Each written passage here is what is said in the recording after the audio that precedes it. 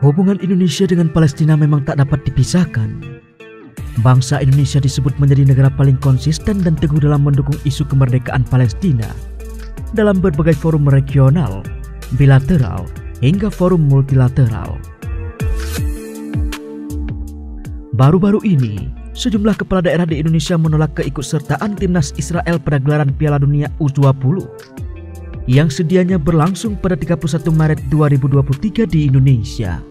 Gelombang protes terhadap timnas Israel juga disuarakan berbagai elemen ormas Islam di Indonesia. Sederet nama pejabat seperti Gubernur Bali Wayan Koster hingga Gubernur Jawa Tengah Ganjar Pranowo pun ikut menolak kedatangan timnas Israel di Indonesia.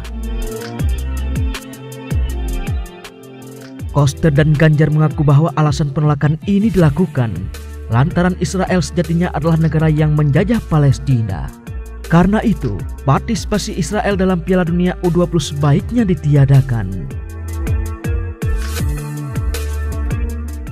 Menurut Ganjar, penolakan dan sikap itu selaras dengan komitmen Bung Karno tentang kemerdekaan bangsa Palestina dari tangan para penjajahnya.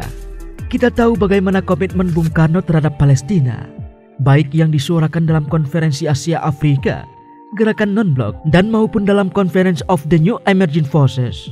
Jadi, ya kita ikut amanat beliau, begitu kata Ganjar. Berbeda dengan Ganjar, Gubernur Bali Koster justru memiliki sikap yang lebih tegas dalam sikap penolakan tersebut. Dia bahkan mengirimkan surat kepada Kementerian Pemuda dan Olahraga atau Kemenpora. Dalam surat itu, Koster meminta Menpora melarang Israel ikut bertanding di Piala Dunia U20 yang sejatinya akan berlangsung di Bali. Kami mohon agar Bapak Menpora mengambil kebijakan untuk melarang tim dari Israel ikut bertanding di Bali. Kami Provinsi Bali menolak keikutsertaan Israel bertanding di Bali, di mana sampai saat ini masih menjadi masalah serius politik regional. Demikian yang ditulisnya. Di tengah hebohnya gelombang protes ini, FIFA kemudian mengeluarkan keputusan secara resmi terkait pembatalan Indonesia menjadi tuan rumah Piala Dunia U20. Tersingkirnya Indonesia sebagai host FIFA World Cup U20 ditetapkan usai pertemuan Presiden FIFA dan Ketua Umum PSSI Erick Thohir di Doha, Qatar. Situs resmi FIFA mengkonfirmasikan bahwa tuan rumah pengganti Indonesia segera diumumkan nanti. Mendengar kabar dukungan Indonesia yang tak henti menolak ikut sertanya Zionis Israel di Piala Dunia U20 tentu membuat warga Palestina turut memberikan respon positif. Ini karena hubungan persaudaraan dua negara ini cukup dekat. Respon warga Palestina ini sebagaimana disampaikan oleh Duta Besar Dubes Palestina untuk Indonesia, yaitu Zuhair Al-Sun. Menurut Zuhair, warga Palestina sejatinya selalu berterima kasih kepada Indonesia yang mendukung kemerdekaannya.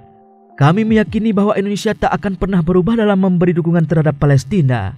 Begitu kata Zuhair dalam keterangannya usai menemui Presiden Joko Widodo di Istana Negara.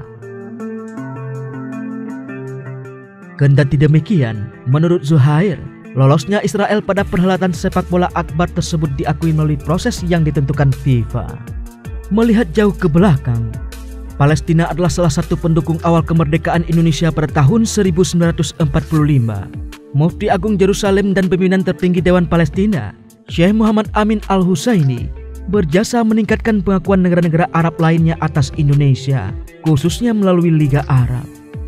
Mereka juga sepakat untuk menekan Inggris yang tentaranya sudah tiba di Indonesia lebih dulu dari Belanda, tidak untuk mendukung Belanda. Akibatnya, Indonesia sejak awal sangat tidak ramah terhadap hubungan dengan Israel sebagai rasa terima kasih kepada Palestina.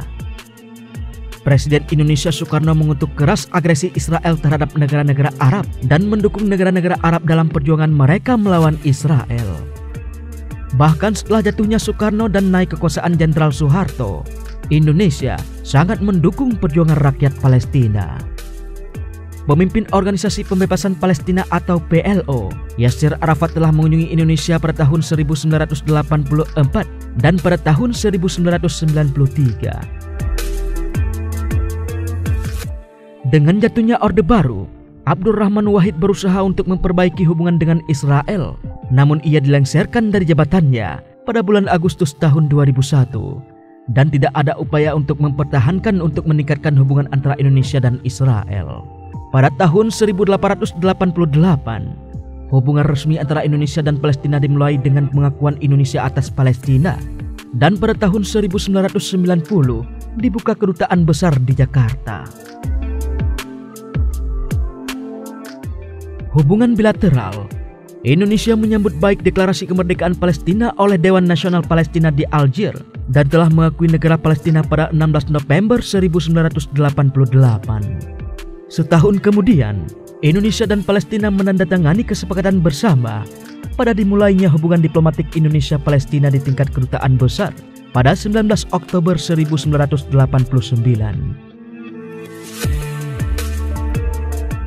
Penandatanganan dilakukan oleh Menteri Luar Negeri Republik Indonesia Ali Alatas dan pejabat PLO Farouk Kadomi. Setelah upacara penandatanganan, Menteri Luar Negeri Palestina menugaskan Kedutaan Besar Negara Palestina di Jakarta.